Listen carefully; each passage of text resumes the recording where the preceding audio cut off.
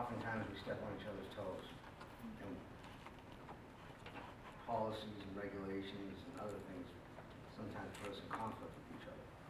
But good communities rise above that, and they try to find a way to meet the needs of the neediest among us in ways that will help move the needle on the metrics we use to measure success. So in my world, that's student achievement. And everything that you do is connected to my goal of increasing student achievement, which opens doors of opportunity for young people. Whether that be college or career, doesn't matter. What matters is something meaningful and something that provides a way for folks to not be in a shelter or be addicted to drugs or be on the street or whatever else we're involved in. So this kind of work is the hardest work because it's herding cats. You're all cats, right?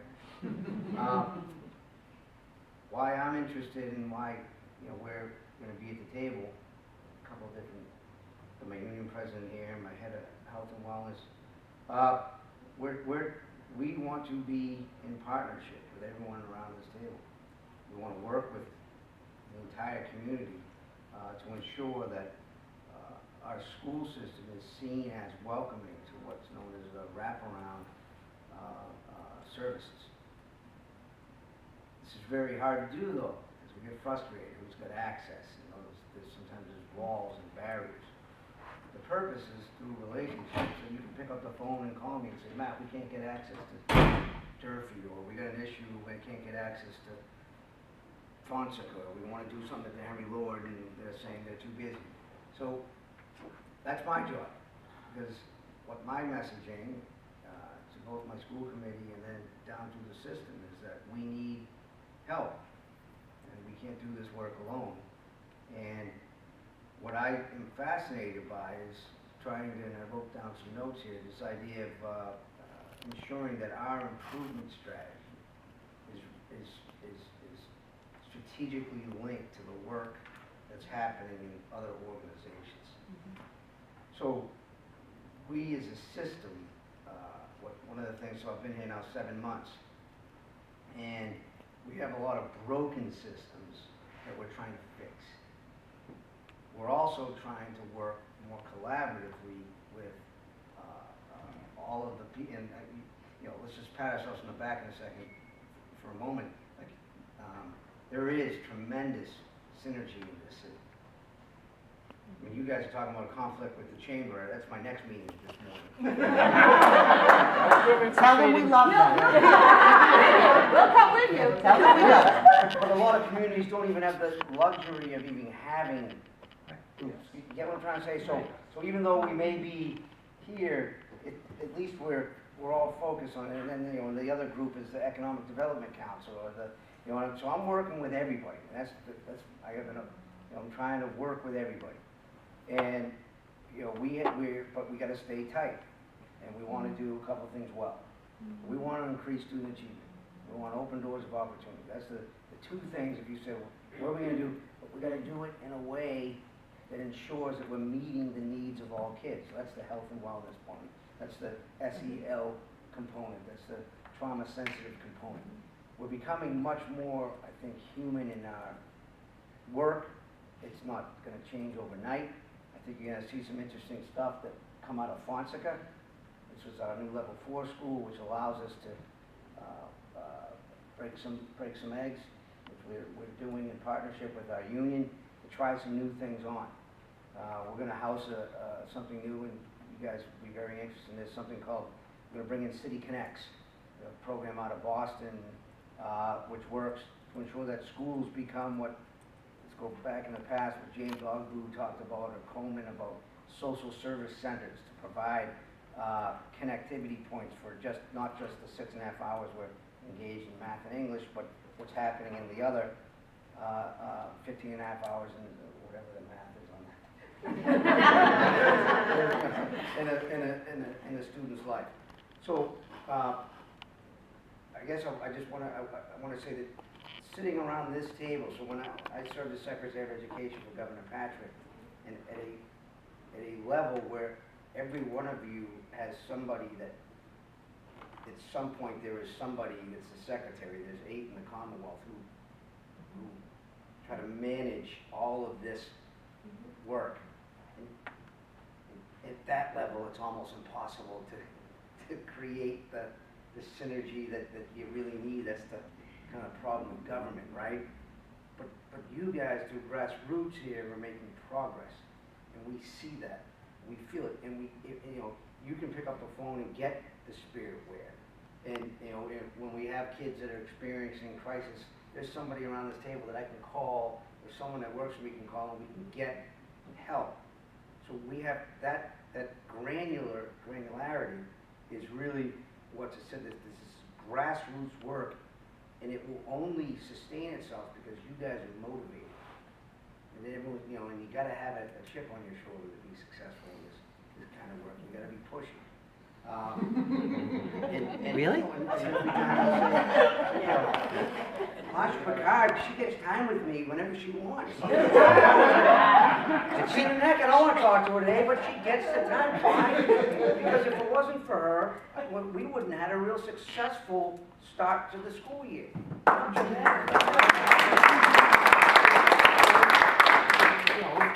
And that's what I like. I like folks that don't give up. Because I get busy and people are like, oh, my attention and time, and I'm like, I don't want to hear it today. But when you keep pushing, we're getting, because the stuff is all good stuff. And only reasonable people can say this is going to benefit the system. So we're excited about where we are. We have a lot of work to do in this school system. But I just want to mention 2 things, and then I'll shut up. If you haven't visited the Parent Engagement Center, the new Parent Engagement Center, you need to go see that. Because that is the start. If you say, where's the system moving? That's the start. It gives you a glimpse of the kind of work that I believe in. I want you to go see it, because it's about community engagement and it's about customer service. Second thing I want to say is next week or the week after, we're having a grand opening of the new re-engagement center at Resiliency. The grand opening of the re-engagement center is another glimpse of where the system is going. When we think about our work is about connectivity, and as a city, we have far too many people disconnected. So we need to create like this center in our system as well, so that if a young man shows up who's been adjudicated out of some sort of legal process, not able to go back to school to get a diploma, but I have something for that person, and we need touch points so we can make those connections, because a system will only be as healthy. A city will only be as healthy as how safe and well all of our residents are, and that's through this connectivity point. So that's another thing. If you're going to that, we call it a grand opening. It's really just kind of like a soft opening kind of thing, and we're partnering with people incorporated on that. But I mentioned these 2 things because it's the start of the system and the end, right? So where you come in and start, early childhood is going to be a major piece of our improvement strategy. You're going to see some of that at Fonseca as we roll out the turnaround plan. And then the second part is this concept of re-engagement and connectivity. So that's connectivity to job, but also career, vocational, and support up through age 22. So we're, essentially I do this work from birth to 22, and I think as we get better, you're going to see us create really like standalone positions of networks of positions that will allow the work that you guys have been leading here to be much more integrated into our system. Does that make sense? So that's the good news, right? The bad news, Okay. But the hard news, this is hard work, and, you know, we're tough. Financially, we're always in a jam, we're gonna try to fix all that kind of stuff. But, I just, this is a wonderful, everywhere I go, I sing the praises of Fall River. And the strength of the city is the people. I haven't met anyone yet that I say, I don't like going to work. You understand what I'm trying to say? We have good people. We have like last night we had the National Honor Society induction ceremony. You can come in, you can be born in the 17th Street or wherever you want to pick a neighborhood. It's a tough, dense street, and you can stay in our school system and you can get into Harvard. And along the way, I can teach you how to paint. You play a sport, and someone will love you. Right? I mean, that's what we do in good systems, and that's how lucky I am to be superintendent. I'll also say to you that my bosses, the school committee, is very interested in the continuous improvement and connectivity. So I think you're going to see a lot of good things to come. We're being bold. We're trying things on. We're going to be making some changes. Which we're really just trying to, let me just give you one more example. I have a vision around improvement. Sometimes we fix things when they're broken, but we don't fix things when they're on the way to being broken. So for example, I got the Watson School and the Fonsa School. They're both level 4 schools, and we'll fix them. Great. But what has that done for the Flint community? So now I'm starting to think about networks of schools. So if the Watson and the Fonseca matriculate through the Talbot, why isn't the Talbot now part of a triangle of turnaround between those 3 schools? And if we're really being honest, let's get Paterno involved in too, because my second language strand is housed in that building. So thinking about, zone's not the right word, but thinking about synergy amongst schools where our union president and I can go and say, look, to the schools, let's work together on an MOU or something that we could do things together, all of our faculty and staff. It's different than other schools are doing because our needs are different. We'll give you some autonomies. In exchange for those autonomies, we'll get some other things that allow us to do work together more collaboratively. So I'm thinking out loud about that kind of work because what I don't want a system that we fix failure. I'm very proud of the fact that I was superintendent in Brockton. We don't have one failed school in that city. We don't wait. You get what I'm trying to say? We took on the 2 hardest challenges in that city, and before they were level 4 school, we took them on early. I want to bring some of that here, and the reason why, because we're better than that. We know what to do, and sometimes it's just it's like maybe even the superintendent's in the way. You gotta, there's people in the way. We gotta fix that. I hate bureaucracy. Bad. But at the end of the day, I run the work because I love this work. And we got great kids. Oh, we got challenging kids. I think these are the most challenging kids I've ever seen in my life. I'm not gonna lie to you. We have challenging kids, and this work is hard. I'm gonna have a talk on Rebecca and I are gonna have a talk on the 30th about teachers. It's like the halftime talk. Why? Because this job beats you down. We start looking to go to Somerset or something. We want our people to stay, and we gotta build some. Things get better, but it takes us sticking together to get there. So we're gonna have that kind of halftime talk to get people fired up. That's all I gotta say. Any questions about anything that concerns you? I just have a comment. My daughter is graduating senior at Darby, and I saw the video of the pep rally and how excited the kids were. And for a senior and her group of friends to come home and say, "That guy's awesome." It's until I didn't call school those 2 days. I said, well, that's the way it should be, and I agree with that. But the other thing is, she also got the John and Abigail Adams Scholarship, so I saw you in action that night. Yeah. And that was your really passion nice. is contagious, and it's very appreciated. I appreciate it. Where's New York Bagel? It's on President Avenue. Right down the block from Durfee. No, see, when you work for me, you wear It's right things near like that. Yeah. I don't know why you have a Yankees cup. You can take the girl out of New York, but you can't take the New York out of the girl.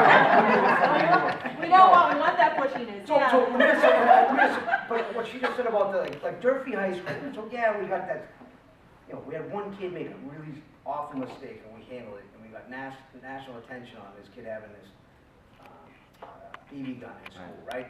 And all of a sudden, oh, see, I'm never sending my kid there. What they don't see is, I've never seen a pep rally in school spirit like that school has. I've never seen some of the relationships that I see amongst what we used to call when we all grew up in the different cliques. Kids get along there. It's a community. There's friends. It crosses color lines. It crosses economic lines.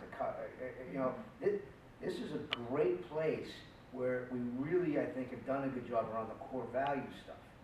But at the same time, our work is getting increasingly harder. And one of the things that I'm really doing right now is flashing a light on that. Second language learners. You know, we used to be, 5 years ago, we were, on paper, we were a very white city. Native speaking English. That's changed. And you guys see that in the work you do, but the schools have never looked at that strategically and said, okay, well, what does that mean for us in terms of programming? I have to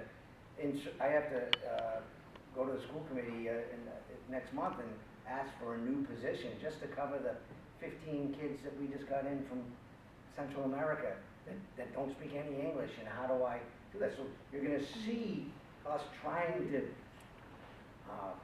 maintain the honor and tradition of the past with the new need of innovation to be able to get at things in a quick period of time.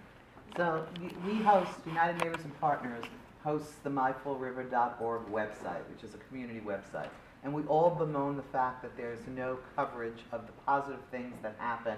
So anytime you want to send us something, Jay is our webmaster. It goes out to thousands of people. We would take submissions from students, from teachers, anything you want to promote in a positive way, we could at least begin to do that. Yeah. Right. Yeah, but you guys, We have the capacity to put up are you whatever guys you all want. on Twitter? Yeah. So we tweet, that's what we do. All the kids are on Twitter. It's like, if you go on Twitter and see like the Social media class. stance that we've taken, all we do is celebrate, like yesterday, the firefighters union. They gave out 500 coats to the kids at Bavaria's, with their names in them. So this wasn't like, we just bought 500 coats. The kid got the color they wanted, they got the style they wanted, and of course the size they need, right? But with their names in it. That is like, people don't, that doesn't happen everywhere. And so, I say that, and we tweet that out, and then across the state, people are saying, look at the good work happening in Fall River. So anyway, all right. Can I make a couple quick comments? Forgive me. Well, This before you isn't- do, I think we have to Yep. like end the meeting. Okay, yes. It's time for Yeah. people to go, and then we Okay, I can stick understand. around Yeah, if whoever people wants want to to say stay. stuff. Yeah, But we're already, absolutely. we try very hard to be on Thank time. you all very much for staying extra. I think we all found it very worthwhile. Thank Dr. Malone for coming as our guest. And I just ask too that if you're going to be meeting with the chamber, carry forward our message too. We want to work together. So, I'm gonna yes. say that.